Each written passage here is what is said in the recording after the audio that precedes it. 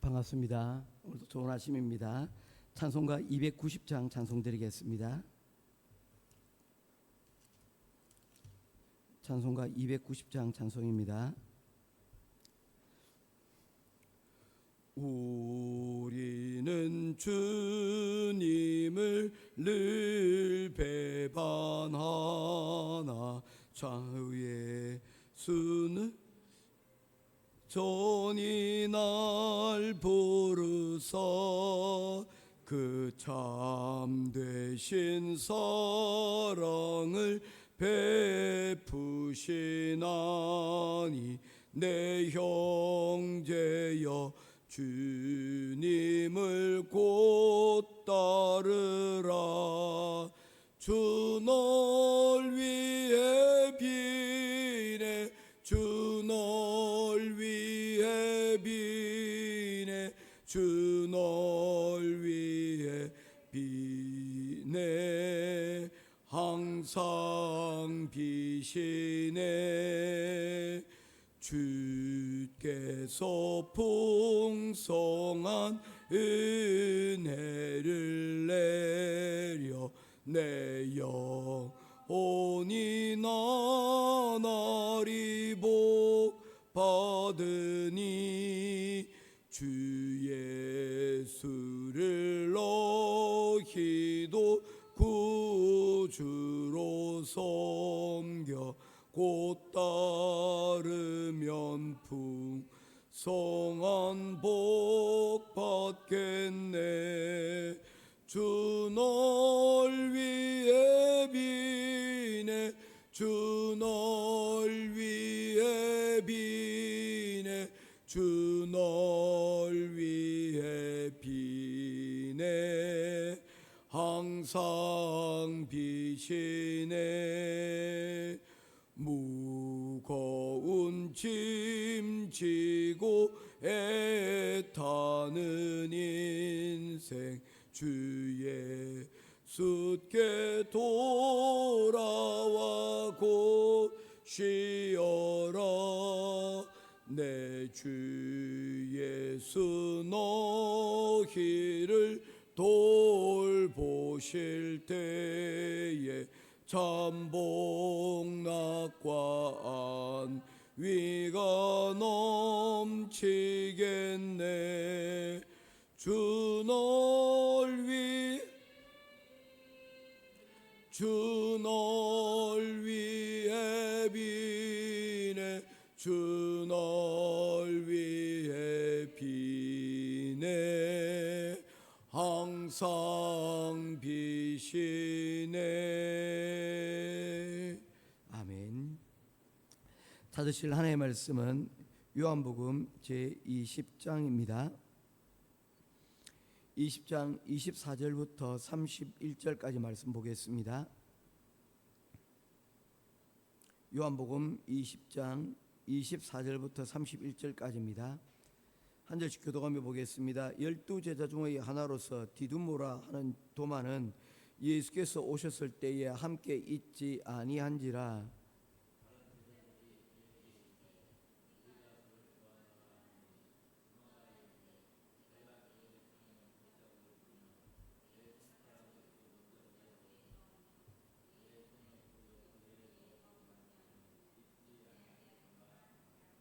유대를 지나서 제자들이 다시 집 안에 있을 때에 도마도 함께 있고 문들이 닫혔는데 예수께서 오신 가운데 서서 이르시되 너희에게 평강이 있을지어다 하시고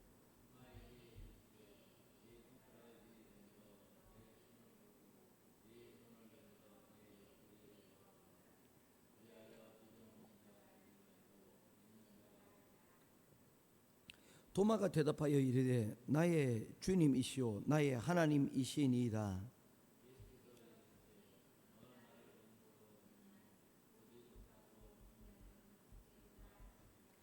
예수께서 제자들에게 이 책에 기록되지 아니한 다른 표적도 많이 행하셨으나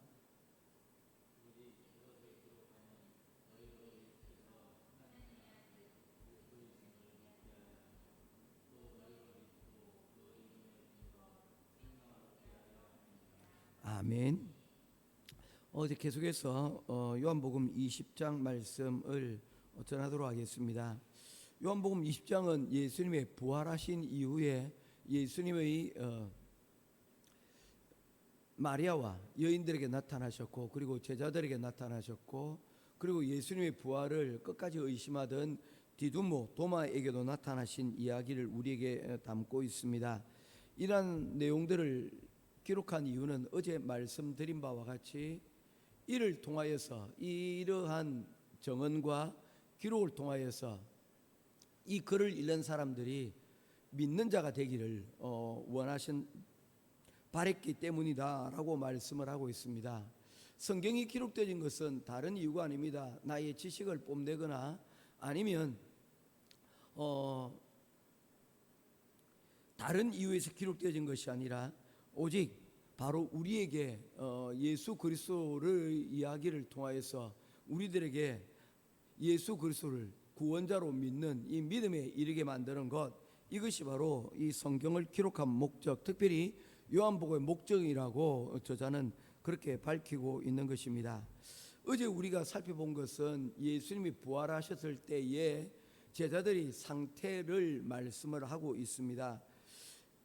19절의 말씀에 보면 안식 후 첫날 저녁 때에 제자들이 유대인들을 두려워하여 라고 말씀을 하고 있습니다. 그들의 심리적 상태가 어떠했다는 것입니까? 두려움 가운데 있었다는 것입니다. 첫 번째로 그들이 예수님을 제자로서 늘 함께하였는데 그들의 얼굴이, 그리고 그들이 갈릴리 사람이라는 그런 부분들이 사람들에게 알려져 있었습니다. 그래서 그들이 마음대로 활동하지 못하였고 두려움 가운데 지금 떨고 있었다라고 말씀을 하였습니다.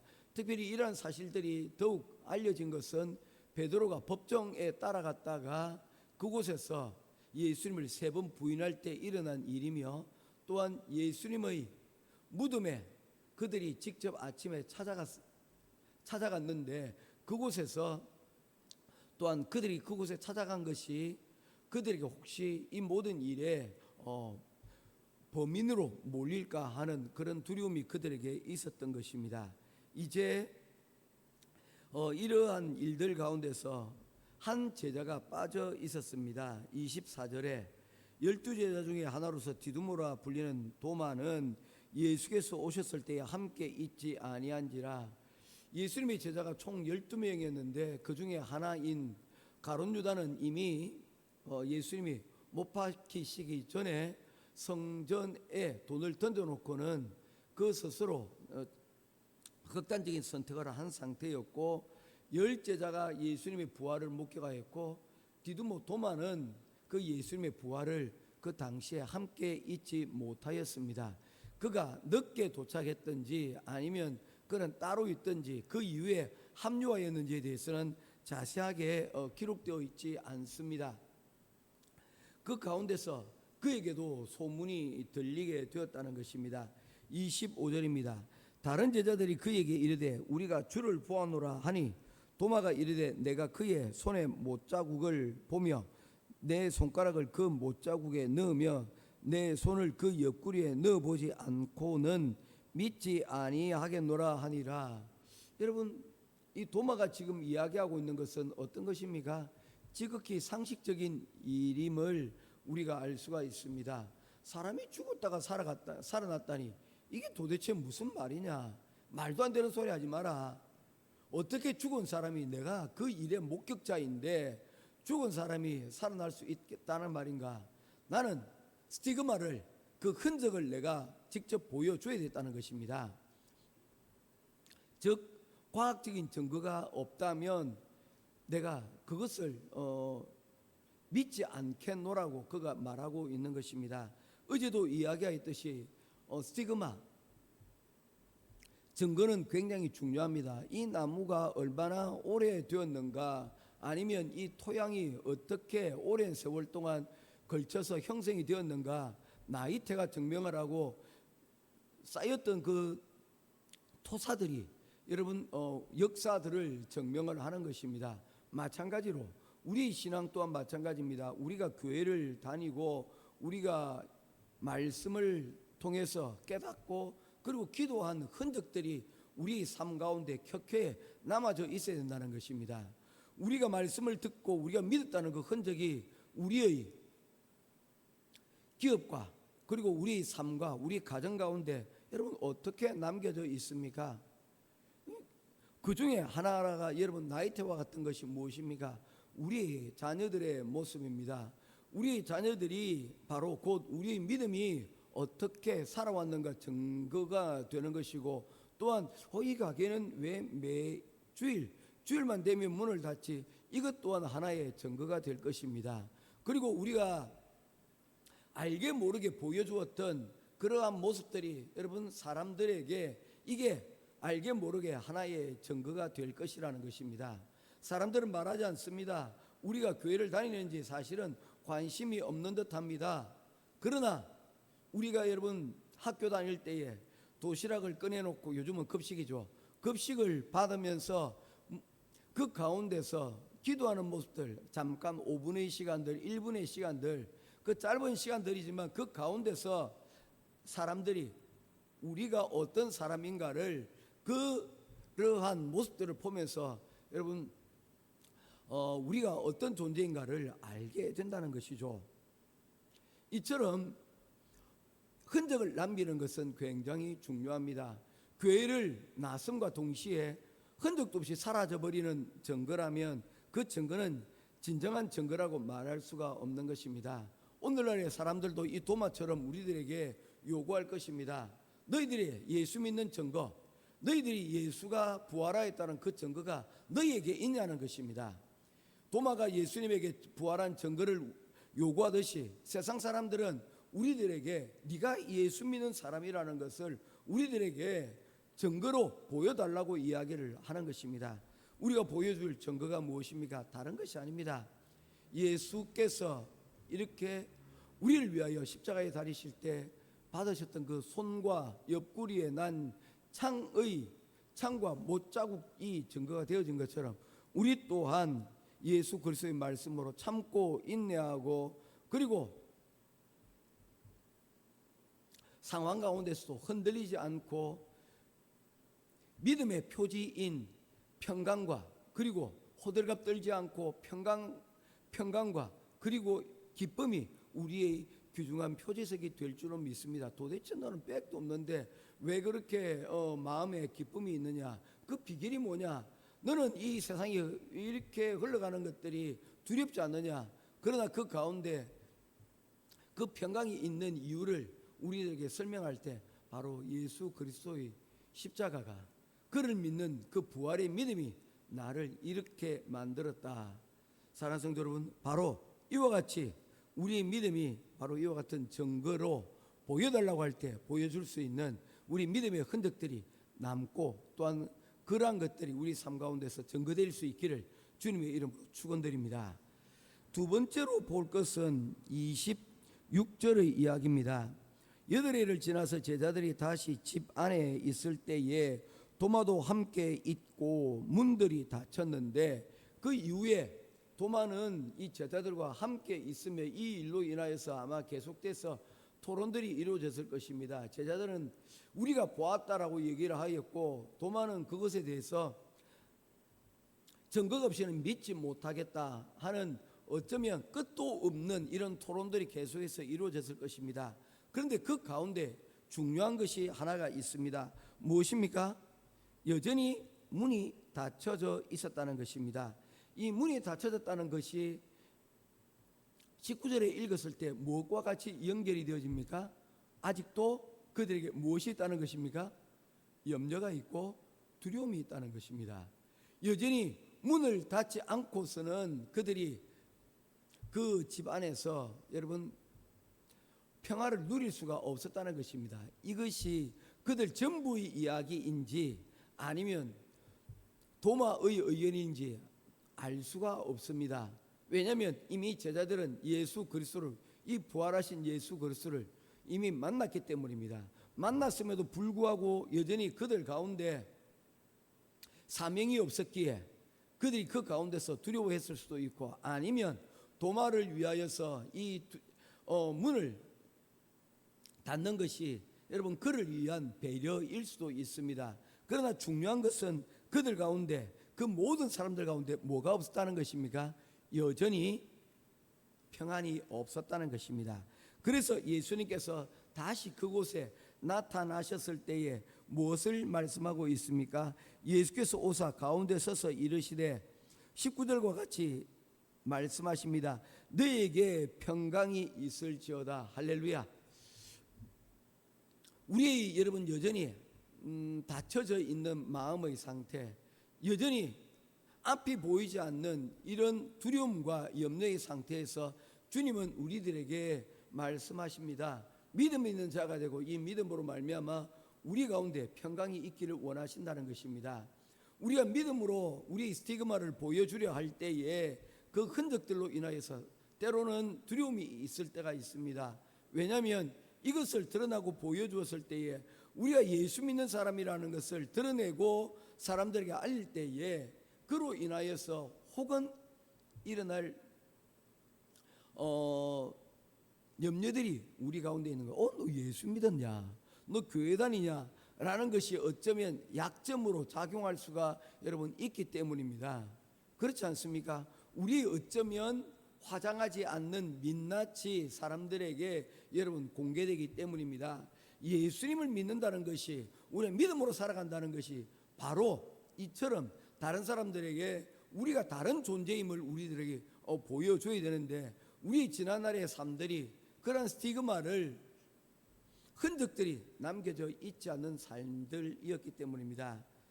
모쪼록 오늘 우리의 마음의 빗장, 그리고 우리의 염려들이 기도와 또한 우리의 믿음 가운데서 우리 가운데 주해 주시는 그 평강으로 문제가 해결되어지고 우리의 믿음으로 굳게 서지는 저와 여러분 될 수 있기를 바랍니다. 도마에게 이르시되 내 손가락을 이리 내밀어 내 손을 보고 내 손을 내밀어 내 옆구리에 넣어보라. 이 말씀이 여러분 의미하는 것이 무엇입니까? 예수님께서는 도마의 믿음 없음에 대하여 꾸짖지 않으셨다는 것입니다. 사실 예수님의 부활을 처음으로 목격한 이 여인들도, 그리고 예수님의 이 부활을 목격한 제자들에게도 예수님은 찾아가셔서 그들에게 평강이 있을지어다 말씀하실지언정 그들을 꾸짖고 그들을 나무라지 않으셨습니다. 이 부활은 그처럼 믿기가 사실은 어렵다는 것입니다. 이것은 세상의 상식과 어긋나는 일이기 때문입니다. 그러니 하나님께서 예수님의 모습으로 이 땅에 오신 것은 무엇하기 위함입니까?